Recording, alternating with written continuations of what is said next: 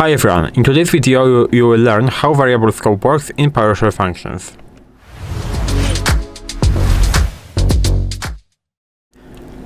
So in this video you will learn how variable scope works in PowerShell functions. I think understanding scope is critical to avoid, for example, unexpected overrides, hidden bugs and side effects.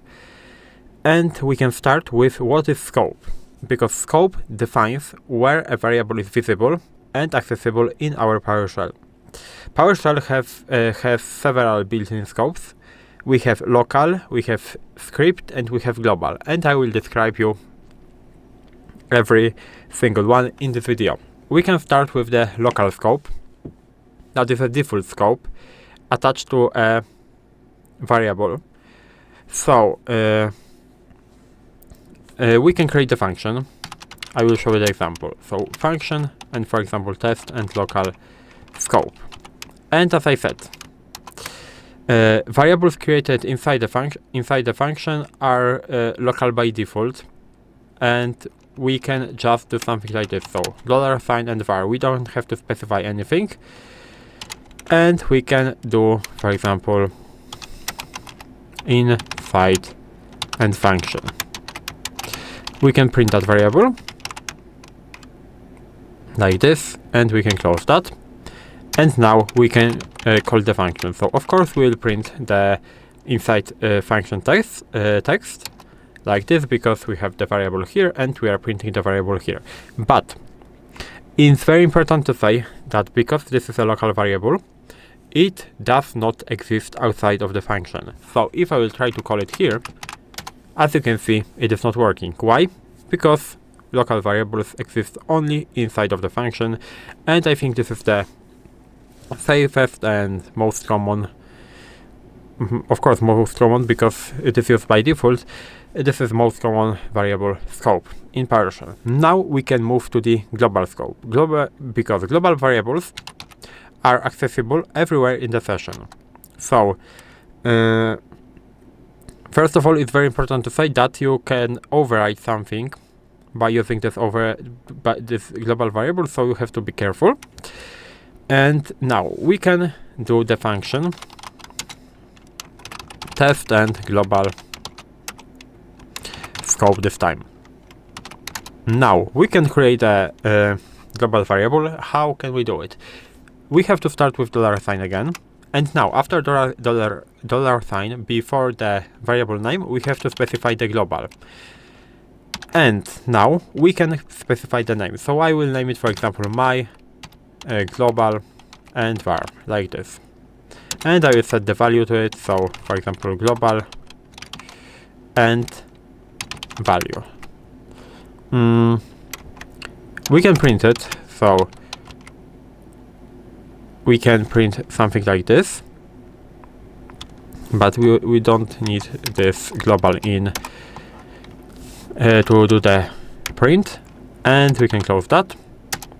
And now we can call the function, so test and global scope. Of course we will print the global value, but this time we can do my globe and here. And as you can see, this is also working because this is visible across all functions and scripts. And now what we can do. The third one is the script scope. Script scope is shared across a single script file. So I will maybe not create a script file, I will do it here, but it is shared across a single script file. So how to create a script scope variable? It's very similar to global, but we have to just instead of global write a script here, and now we have to use the, for example, counter, because we will use it in the script. And now we'll do something like this. So we'll create this variable, and we'll create a function increment, for example, and counter. What we will do, we will just increment by 1 every time we will call it. So counter and plus plus, like this. It will work. Yes, it is fine. We can close that, and now we can first of all print a variable like this. So script and counter. As you can see, it is 0. Now we can increment it. So increment. I made a spelling mistake, but it doesn't really matter. We can increment it, for example, twice, and now our value should be 2. So this is how it works. This persists across functions in the same script, and this is safer than global, I think. So again, when you use global, you are using this in the current scope, the script for the script file, and the global for the entire session. Now we can I will show you some behavior of the variables. So let's do the function. So let's create the function, variable global 2. So we will do my global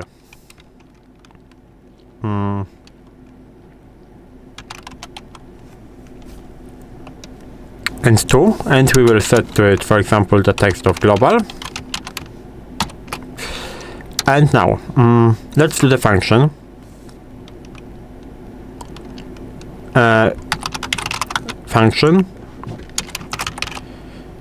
with the test and scope.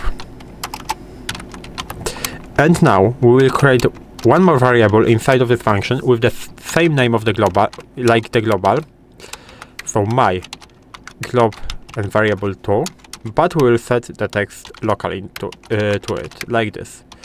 We will print it, my global and var2, and we can press enter. Now I can call it, and now inside of the function, what will happen? We are printing local, but if I will do the my and glob variable 2 here, we are printing global. Why? Because local variable does not override global, and PowerShell uses nearest scope first. So this is why in that case we are printing the local, not global. And this is how it works. In order to print the global variable here, you have to add this specifier global at the beginning. So this is how it works, and these are the 3 variable scope that you can use in PowerShell. If you found this video helpful, please leave a like, subscribe to the channel, and I hope to see you in the next videos.